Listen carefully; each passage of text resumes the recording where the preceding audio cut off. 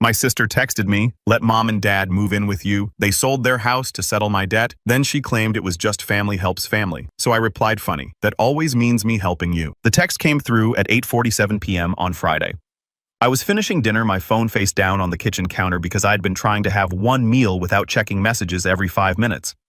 When I finally looked, there was 3 texts from my mother. Your father and I need to talk to you about something important. We had to make a difficult decision. I sold the house to pay off Madison's debts. We're moving in with you tomorrow. We'll be there by noon. I read the messages 3 times, my brain refusing to process the words in any order that made sense. They'd sold their house to pay my sister's debts, and they were moving into my house tomorrow without asking. Not, can we stay with you for a while? Not, would you be willing to help us during this difficult time? Just a flat statement of fact, delivered via text message with less notice than you'd give someone about a lunch date. I looked around my small 2-bedroom house, the one I'd bought 18 months ago, after years of saving, budgeting, and sacrifice. The first place that had ever been truly mine, the sanctuary I'd created specifically to have space away from my chaotic family and their constant demands. They expected to move in tomorrow. My fingers moved before my brain fully caught up typing out a response that felt like it was coming from someone else. I just sold mine too. I hit send, then immediately opened my laptop and started searching for flights. Found a red-eye to Portland, Oregon, leaving at 11:30 p.m. Booked it. One-way ticket, no return date. Then I started packing. The logical part of my brain was screaming that this was insane, that I couldn't just abandon my house and my job and my entire life because of a text message. But a deeper, more primal part of me knew this was the only way. If my parents showed up tomorrow and found me here, I'd never get free. They'd guilt me into letting them stay temporarily, which would become permanent. Madison would follow shortly after, along with her creditors and her chaos. My house would become their house, and I'd be trapped in the same family dysfunction I'd spent my adult life trying to escape. So I packed.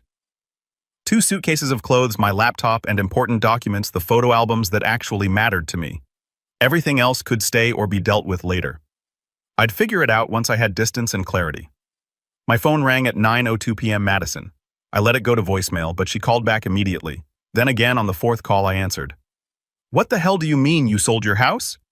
Madison's voice was so loud I had to pull the phone away from my ear. Exactly what I said. I sold it. You're lying. You can't sell a house that fast. You're just being dramatic because you're mad about mom and dad moving in with you. I'm not being dramatic. I sold it 3 weeks ago. Closed yesterday. The buyers take possession on Friday. This was a lie. I hadn't sold the house, but Madison didn't need to know that. What she needed to know was that her plan, and I had no doubt this whole thing was her plan. Not my parents had failed. 3 weeks ago. Why would you sell your house 3 weeks ago? Because I'm moving to Oregon. I got a job offer. Better pay, better opportunities. I've been planning this for months. Another lie, but it was rolling off my tongue easily now. Sometimes the best defense against family chaos is a wall of fiction they can't penetrate. You never said anything about moving to Oregon? Why would I? We barely talk, Madison. I don't owe you updates about my life plans. But where are mom and dad supposed to go? They sold their house because of your promise to take them in. I never promised them anything. They sent me a text at 8:47 tonight, informing me they were moving in tomorrow. That's not asking, that's demanding.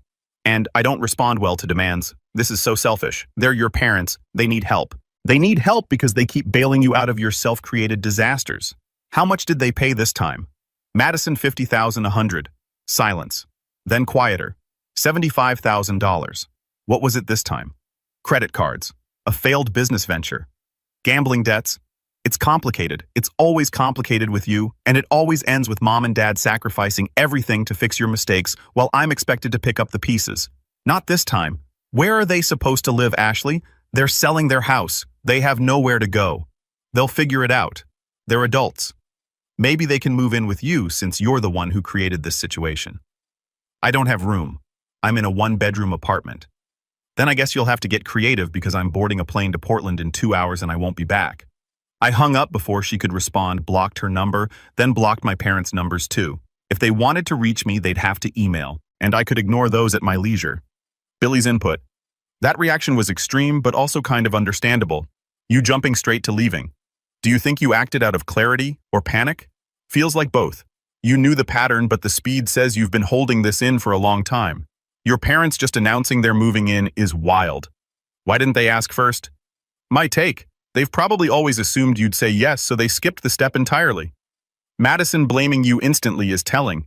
Do you think she actually expected you to fix everything again, or was she just panicking? Sounds like she's used to being rescued, so she assumed you'd be next in line. Lying about selling the house. Smart short-term, but risky. The next few hours were a blur of activity. I called my best friend Natalie, the only person I trusted with the truth about what was happening. You're doing what Natalie's voice was incredulous, but not judgmental. She'd known my family long enough to understand. I'm leaving. Tonight. One-way ticket to Portland. I just need someone to know where I am in case something happens. Ashley, are you sure about this? I mean, I support you, but this is huge. Your job, your house, everything. My job has been soul-crushing for 2 years. I've been applying to remote positions for months. I can work from anywhere. The house I looked around the living room, I'd painted myself the furniture I'd chosen carefully. The house I can rent out or sell for real later. Right now, I just need to not be here when they show up tomorrow expecting to move in. What do you need from me? Can you check on the house in a few days? Make sure they didn't break in or something crazy. I'll pay you. You're not paying me? I'll check on it. And Ashley, I think you're doing the right thing. Your family has been sucking you dry for years. Maybe this is what it takes to finally break free. I gave Natalie my spare key and the alarm code, along with permission to deal with anything that came up. Then I finished packing, loaded my car, and drove to the airport. The red-eye flight was half empty. I got a window seat and watched the city lights disappear below me, feeling simultaneously terrified and liberated. I'd just blown up my entire life based on a text message and a series of impulsive decisions. But I'd also just escaped a trap that would have destroyed what was left of my independence and financial stability. My phone. I turned it back on briefly before takeoff to let Natalie know I'd made it to the airport. Showed 23 missed calls, 15 from Madison, 8 from my mother. A string of text messages that I didn't read beyond the preview lines visible on the lock screen. How could you do this to us? Your father is devastated.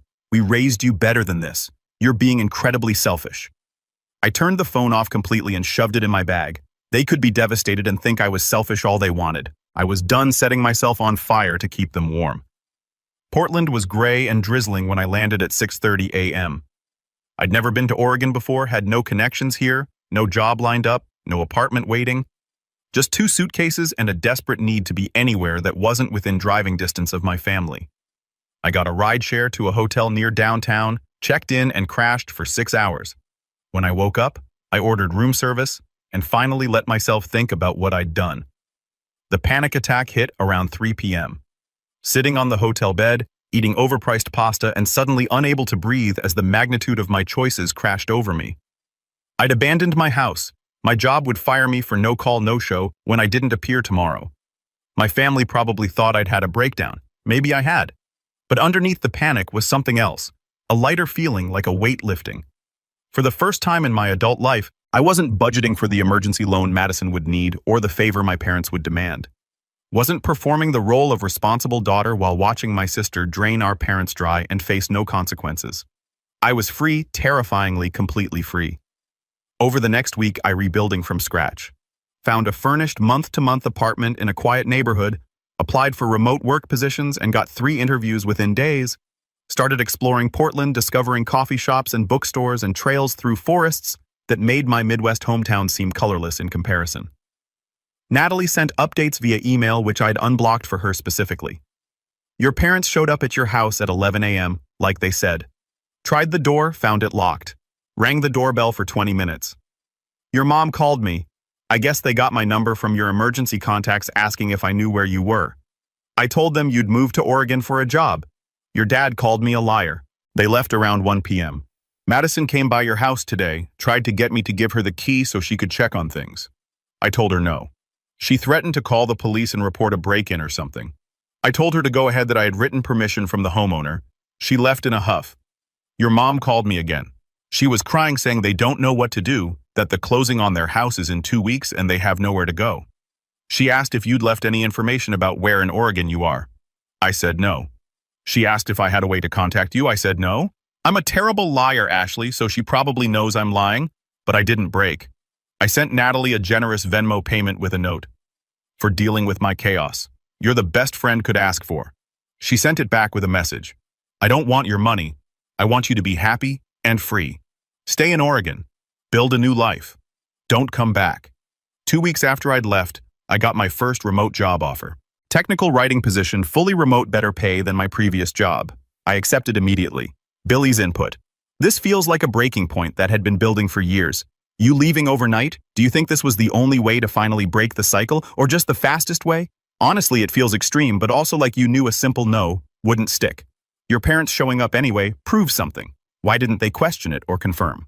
First, to me that says they were used to overriding your boundaries completely. Madison's reaction is predictable. Do you think she ever saw you as a person or just as backup support? Feels like you were part of her safety net, not her family. The lie about selling the house worked short-term, but my parents eventually figured out how to email me. The messages started arriving about 3 weeks after I'd left. From Mom. Ashley, please tell us where you are. We're staying with your Aunt Linda temporarily, but it's not a permanent solution. We need to know you're safe. We need to understand why you abandoned us like this. I didn't respond. From Dad. Your mother is beside herself with worry. Whatever you're angry about, we can work through it. But disappearing without a word is cruel and immature. You owe us at least an explanation. I didn't respond. From Madison. I know you think you're punishing Mom and Dad, but you're really just proving what a selfish person you've always been. They gave up everything for you, and this is how you repay them. By running away when they need you. You're pathetic. That one I responded to. Just 3 words. Projection is ugly. She didn't email back. After a month of silence, my mother sent a longer email, apologetic in tone, trying to explain their side. Ashley, I understand now that we should have asked instead of telling you we were moving in. It was presumptuous and unfair, but you have to understand the position we were in. Madison's creditors were threatening legal action. If we didn't pay her debts, she could have gone to jail. What were we supposed to do? Let our daughter go to prison. The email went on to detail Madison's various financial disasters. Credit card debt from a shopping addiction, a failed MLM scheme she'd invested heavily in, personal loans from sketchy lenders who were now demanding payment with interest. The total was actually closer to $90,000, not the $75,000 Madison had admitted to. We sold the house because it was our only asset of value. We thought you, as our other daughter, would understand family obligation and help us in our time of need. We never imagined you'd run away instead of stepping up. I saved the email to a folder labeled Family Archive and didn't respond. They'd made their choice to prioritize Madison's self-created disasters over their own financial stability. That was their decision to live with, not mine to fix. 3 months into my Portland life, I finally dealt with the house situation, contacted a property management company, had them inspect and photograph everything and put it up for rent. It was occupied within 2 weeks by a nice couple in their 30s who took excellent care of it. The rental income covered my mortgage and provided a small cushion. I could have sold it and cut ties completely, but keeping it felt like maintaining a tiny lifeline to my old life, just in case this new one didn't work out. But the new life was working out better than I'd imagined. I'd made friends through a hiking group, started dating someone I'd met at a coffee shop, and was genuinely happy in ways I hadn't been in years. Portland suited me. The rain, the green, the culture of people who'd also come here to reinvent themselves. Madison found my address somehow. Probably hired a PI or convinced someone to look up property records. A letter arrived 6 months after I'd left, forwarded from my rental house by the property management company. The letter was 8 pages long, handwritten furious. Madison laid out all my sins. Abandoning the family, forcing our parents into poverty, ruining her chances at rebuilding her life, being selfish and cold and uncaring. She blamed me for Mom's depression, Dad's health problems, and her own continued financial struggles. You could have helped, she wrote. You could have taken them in for just a few months while they got back on their feet, but instead you ran away like a coward. You've always thought you were better than me, better than them, and now you've proven it. You care more about your precious independence than about family. I hope you're happy in Oregon while the rest of us suffer because of your choices. I read the letter once, then burned it in my kitchen sink, watched the pages curl and blacken and turn to ash. Let the smoke carry away her accusations and her anger. She was right about one thing. I did care more about my independence than about enabling the family dysfunction that had defined my first 30 years. And I was happy, genuinely, surprisingly happy. A year after I'd left, I got a call from an unknown number. I'd unblocked my family months earlier, figuring enough time had passed that the harassment would have stopped. The number wasn't one I recognized, but it had my hometown area code. I answered. "Hello. Ashley, it's Aunt Linda, my mother's sister, the one they'd been staying with temporarily." "Hi, Aunt Linda. Is everything okay? I wanted to let you know that your parents are doing better. They've found an apartment they can afford on their combined Social Security and your dad's pension. They're moving out of my place next month." "That's good. I'm glad they landed on their feet." "Are you—" Linda's tone was sharp. "Because you left them homeless and didn't seem to care. They left themselves homeless when they sold their house to pay Madison's debts. I didn't make that choice. They did. They needed help. They needed to stop enabling Madison. There's a difference." Silence. Then Linda sighed. "You're probably right. I've watched her manipulate them for years. This was just the biggest example. But Ashley, they're your parents. Don't you think you owe them something? I owe them the childhood they gave me, which was good mostly. I don't owe them my adult life, my financial stability, or my mental health. They made choices. I made mine. We're all living with the consequences. That's a very cold way to look at family, maybe? Or maybe it's the only way to survive a family that sees you as an emergency fund instead of a person." Linda didn't have a response to that. We talked for a few more minutes about neutral topics, then hung up. I felt unsettled for a few hours afterward, but not guilty. Guilt would have meant believing I'd done something wrong, and I hadn't. I'd protected myself. That was never wrong, regardless of what my family thought. 2 weeks after I'd left, I got my first remote job offer. Technical writing position, fully remote, better pay than my previous job. I accepted immediately. The HR manager who called with the offer asked casually about my current employment status. "I see there's a gap in your resume from your last position. Are you still employed there?" "No, I left 2 weeks ago. Family emergency required me to relocate immediately. I hope everything's okay now. It's getting better every day," I said, which was true, in ways she couldn't imagine. The job started the following Monday.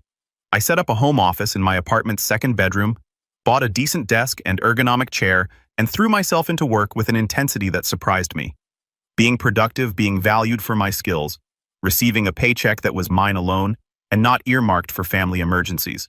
It felt revolutionary. My old job called a week after I'd disappeared. The HR director, sounding annoyed and confused, left a voicemail asking where I'd been and whether I intended to return or if I was resigning. I called back during their lunch hour hoping to get voicemail. Got the HR director instead. "Ashley, where have you been? You've missed a week of work without calling in. I apologize for the lack of notice. I had a family emergency that required immediate relocation. I'm calling to formally resign effective immediately." Effective immediately. You can't just abandon your position. I understand this is inconvenient. I'm happy to help transition my projects remotely if needed, but I won't be returning to the office. There was a long pause.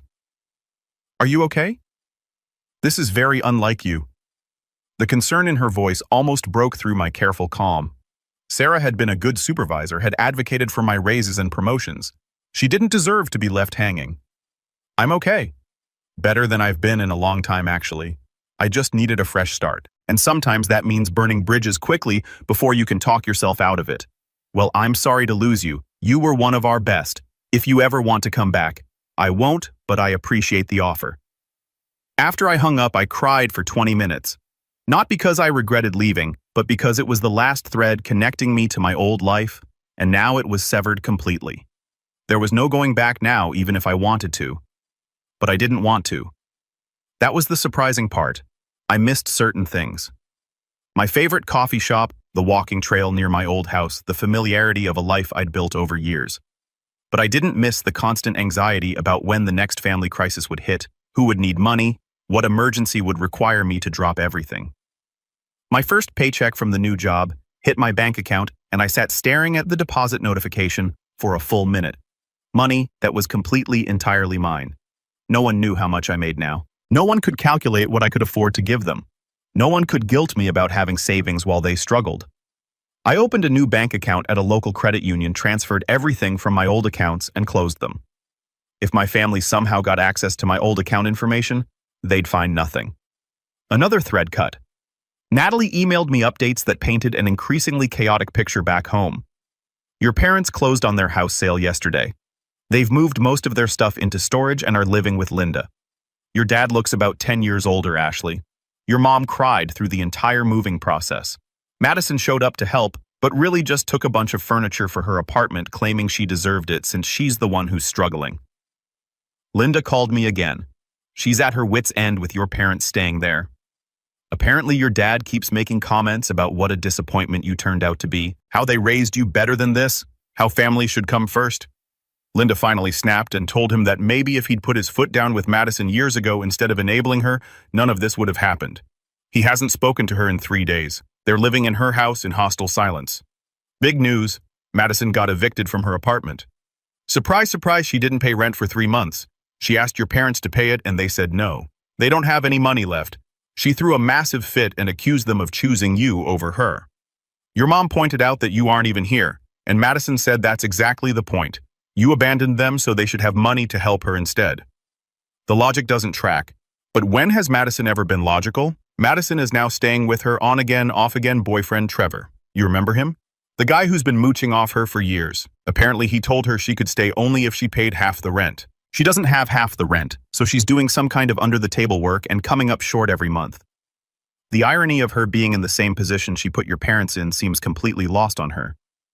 I read these updates with a strange detachment. These were characters in a story I used to be part of, not people whose problems required my intervention. It was like watching a TV show I'd once been invested in, but had now moved past. My Portland life continued to develop. I joined a book club at a local independent bookstore and met people who knew nothing about my family history. When they asked about my background, I gave them the edited version. Grew up in the Midwest, worked in corporate for a while, decided I needed a change and moved out here for a fresh start. No one pressed for details. Portland was full of people who'd come here for fresh starts. My story wasn't unusual. I met Devin at a hiking group meetup 3 months after arriving. He was a software engineer who'd moved to Portland from California 2 years earlier, also escaping family drama he didn't elaborate on. We bonded over being refugees from our respective pasts and our shared love of rainy day bookstore browsing. Our third date, he asked about my family. Do your parents visit you siblings? No, we're not in contact. It's complicated. Family usually is. My parents haven't spoken to me in 18 months because I refused to loan my brother money for his 6th failed business venture. How did you get past the guilt therapy mostly and realizing that I'm not responsible for fixing problems I didn't create? My brother is 40 years old. If he can't figure out how to sustain a business after 6 attempts, maybe he should get a regular job, instead of expecting the family bank to keep funding his entrepreneurial fantasies. What did your parents say when you said no, that I was selfish, that family helps family, that I'd regret choosing money over relationships? The usual guilt trip playbook. And do you regret it? Devin was quiet for a moment, considering the question seriously. Sometimes I regret the loss of the relationship I wish we could have had, but I don't regret protecting myself from the relationship we actually had. There's a difference. That conversation shifted something in me. I'd been carrying low-level guilt about my parents feeling like maybe I'd overreacted. Maybe I should have at least talked to them before disappearing. But Devin's framework helped. I didn't regret protecting myself from the relationship we actually had. My parents wanted a daughter who would sacrifice her stability to fix their mistakes. I wanted parents who wouldn't put me in that position. We wanted incompatible things, and my leaving was the only way to resolve that incompatibility. For months after fleeing, I finally responded to one of my mother's emails. Not because I felt obligated, but because I was finally stable enough to engage without being pulled back into their orbit. Mom, I'm safe and doing well. I understand you're disappointed in my choices, but they were necessary for my well-being. I'm not coming back, and I'm not providing financial support. I hope you and Dad find stable housing and figure out a sustainable path forward. I'm not the solution to your problems, and I never should have been expected to be. Take care of yourselves. Ashley. Her response came within an hour. A long email full of hurt and accusations and pleas for me to reconsider. I read it once, then archived it without responding. I'd said what needed to be said. Further engagement would just restart the cycle. Madison tried a different approach. She created a fake email address and pretended to be a mutual friend from high school, asking if I wanted to reconnect. The writing style gave her away immediately. Madison had never been able to disguise her particular brand of aggressive neediness. I responded, Madison, I know this is you. Stop trying to manipulate your way back into my life. I'm not giving you money, information, or access. Move on. She didn't email back, but she did post a long Facebook rant about ungrateful siblings who abandoned their families in their time of need. Several mutual acquaintances commented with support for her not knowing the full story. I didn't engage or correct the narrative. Let them believe whatever Madison told them. Their opinions didn't affect my life anymore. My lease was up 6 months after I'd arrived in Portland. Instead of renewing, I started looking at houses to buy, used the equity from my rental property back home. It had appreciated nicely and the tenants were paying down my mortgage to make a down payment on a small craftsman bungalow in a quiet neighborhood. The day I closed on the house, I sat on the front porch steps and cried. Happy tears this time. This house was mine in a way my previous one never had been. That house always felt like it could be invaded, like family could show up and claim space. This house was in a city where they didn't know my address, in a state they'd never visited, behind boundaries I'd finally learned to enforce. Natalie flew out to help me move in, bringing housewarming gifts and moral support. We spent a weekend painting walls, hanging curtains, and assembling furniture from IKEA while drinking wine and laughing. You seem different, Natalie observed while we were building a bookshelf. Lighter, like you're not carrying the weight of the world anymore. I'm not carrying their weight anymore. Turns out that was most of it. Do you miss them? Your parents, I mean. Not Madison. I miss the parents I thought I had when I was younger. The ones I believed would protect me and support me unconditionally. But those parents never existed. They always had conditions. And the main condition was that I prioritize Madison's needs over my own. I don't miss the parents I actually had. That's incredibly sad and incredibly healthy at the same time. Recovery is weird like that. My first Portland Christmas, I was invited to Devin's family gathering. His parents were hosting despite the estrangement with his brother, and Devin wanted me there for moral support. You don't have to come if it's too much, he said. I know family stuff is complicated for you. Will your brother be there? No, he's banned after he tried to steal my mom's jewelry to pawn for business capital last year. Then I'll come. I'd like to meet your family. The gathering was small and surprisingly functional. Devin's parents were warm and welcoming, his sister was funny and kind, and no one asked invasive questions about my background or family. At one point, Devin's mother mentioned that they were glad I was there, that Devin seemed happier than he'd been in years. He's not carrying as much stress, she said. I think you're good for him. I think we're good for each other. We understand each other's boundaries. She smiled knowingly. Boundaries are important. I wish we taught our son about them earlier. Maybe things would have turned out differently. You can't control how your kids turn out, I said. You can only control how you respond to their choices. That's very wise, and very difficult to actually practice. I'm learning that with my own family. After dinner, Devin and I walked through his parents' neighborhood looking at Christmas lights. Thank you for coming tonight, he said. I know it was probably weird being around a family gathering after everything with yours. It was actually nice. Your family seems to actually like each other, most of the time. We have our dysfunction, just different flavor than yours. Everyone's family is dysfunctional in their own way. The question is whether it's manageable dysfunction or the kind that consumes you. And yours was the consuming kind. Yeah, but I got out before it consumed me completely. We walked in comfortable silence for a while, then Devin said, I'm glad you ended up in Portland. Glad you got on that plane and started over. Me too. Best impulsive decision I've ever made. Billy's input. That last part really shows the difference between escaping and actually building something new. You didn't just run, you rebuilt. Your parents expecting to move in without asking. Did they ever actually see you as independent or just backup support? Feels like they never updated how they viewed you as an adult. Your choice to leave instantly. Was it courage or avoidance? Honestly, I think it was both. But in your case, avoidance might have been the only way to enforce a boundary. Madison blaming you for everything. Do you think she genuinely believes it or just needs a scapegoat? My take. She knows on some level, but blaming you is easier than accountability. 2 years after the text message that changed everything, I was living a life I'd never imagined possible. The remote job had led to a promotion. I'd bought a small house in Portland, actually bought it with a mortgage in my name, only in a city where my family couldn't casually drop by. I was in a serious relationship with someone who respected my boundaries and didn't think family obligation meant accepting abuse. Madison still sent occasional emails trying to restart contact, usually around holidays or when she needed money. I never responded. My parents sent birthday cards to my rental house. They still didn't know my Portland address with generic messages and no mention of the rift. I didn't respond to those either. Natalie came to visit me, flying out for a long weekend to see my new life. We hiked through the Columbia River Gorge, drank too much wine at a vineyard, and stayed up late talking about everything that had happened. "Do you ever regret it?" she asked.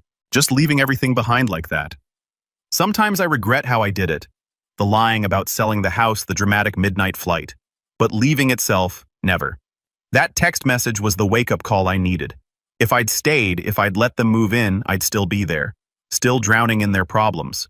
Still believing that being a good daughter meant sacrificing myself for people who would never do the same for me. What do you think would have happened if you'd stayed?" I thought about it. They would have moved in temporarily. Madison would have followed within a month because she'd have gotten evicted or needed a place to stay for just a few weeks. I would have been supporting all three of them while they made no effort to change anything. My savings would have evaporated. My mental health would have tanked.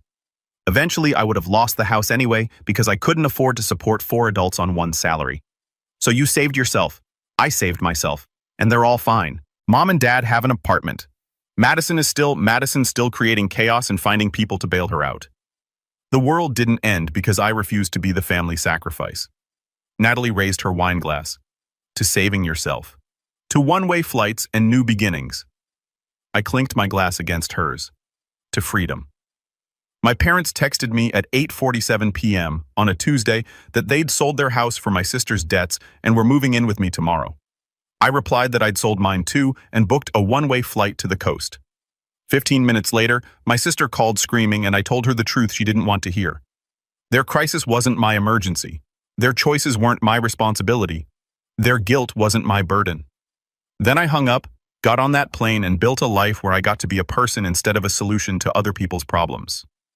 2 years later, I don't regret a single moment of it. Not the impulsive flight, not the burned bridges, not the family members who think I'm cold and selfish. Because I'm happy. Actually genuinely happy. And that's worth more than any family obligation could ever be. They wanted me to save them from consequences they'd created. Instead, I saved myself from the wreckage of their choices. Best decision I ever made.